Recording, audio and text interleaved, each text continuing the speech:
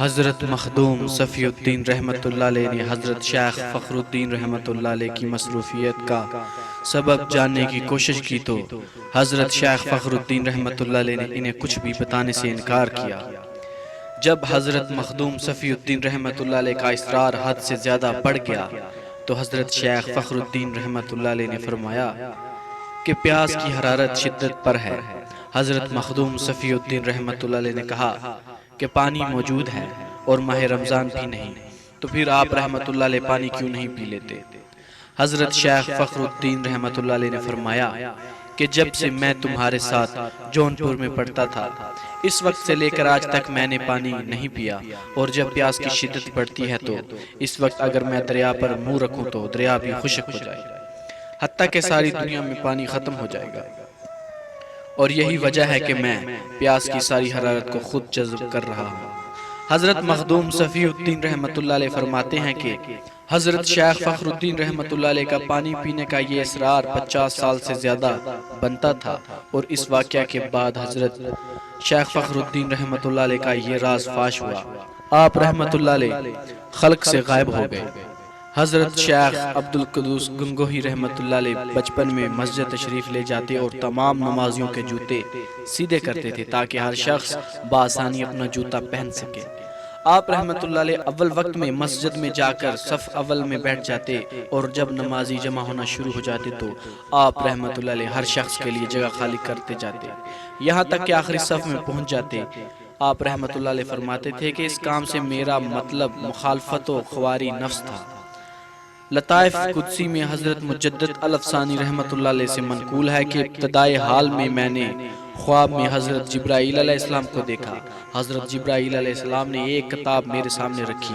میرے دل میں خیال پیدا ہوا کہ حضور نبی کریم صلی اللہ علیہ وآلہ وسلم کے وصال کے بعد حضرت جبرائیل علیہ السلام کا کسی پر کتاب نازل کرنا جائز نہیں ہے، ممکن ہے یہ شیطان کا فریب ہو۔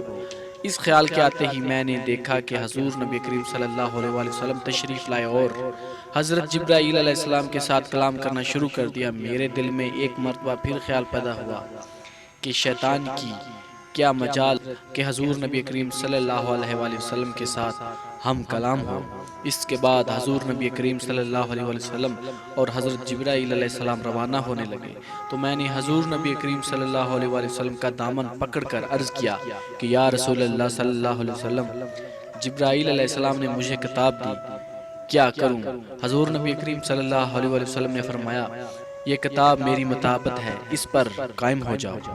حضرت شیخ عبدالقدوس گنگوہی رحمۃ اللہ علیہ ابتدائی حال میں فرائض اور سنت مکتہ کے علاوہ روزانہ 800 رکعت نوافل ادا کیا کرتے تھے۔ ان 800 نوافل میں سے 400 نوافل دن کے وقت اور 400 نوافل رات کے وقت ادا کرتے۔ کثرت نوافل کی بدولت آپ رحمۃ اللہ علیہ کا کپڑا پھٹ گیا تھا۔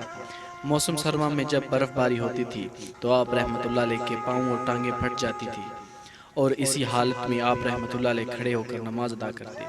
جب دل میں آگ کی خواہش پیدا ہوتی تو آپ رحمۃ اللہ علیہ نفس کو تسلی دے دے کہ اتنی رکعت کے بعد تیری خواہش پوری کروں گا، اور اسی طرح ساری رات گزر جاتی۔ آپ رحمۃ اللہ علیہ کے بعض مقتدین آگ جلا دیتے، لیکن آپ رحمۃ اللہ علیہ یاد الہی میں اس قدر مستغرق ہوتے کہ سردی گرمی کی خبر نہ ہوتی۔ حضرت شیخ رکن الدین رحمۃ اللہ علیہ فرزند حضرت شیخ عبدالقدوس گنگوہی رحمۃ اللہ علیہ بیان کرتے ہیں کہ ابتدائی حال میں جب کبھی والد بزرگوار پر حالت وجد طاری ہوتی تو آپ رحمۃ اللہ علیہ بیابانوں میں چلے جاتے تھے۔ آپ رحمۃ اللہ علیہ کے ہمراہ ارادت مندوں کی ایک بڑی جماعت بھی ہوتی تھی، اور کسی میں اتنی جرت نہ ہوتی کہ وہ آپ رحمۃ اللہ علیہ سے کوئی کلام کرے۔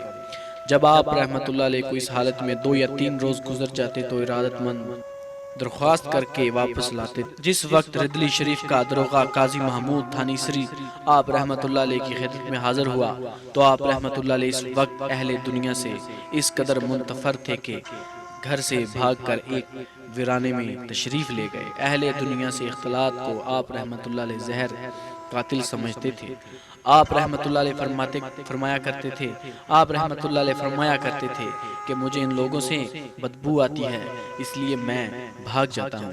ایک مرتبہ آپ رحمۃ اللہ علیہ بیابان میں تشریف لے گئے، اور اس وقت آپ رحمۃ اللہ علیہ پر اس قدر محویت طاری تھی کہ دنیاوی مافیہ کی کچھ خبر نہ رہی، اور آپ رحمۃ اللہ علیہ کئی روز تک فاقے فاقے اس بیابان میں پڑے رہے۔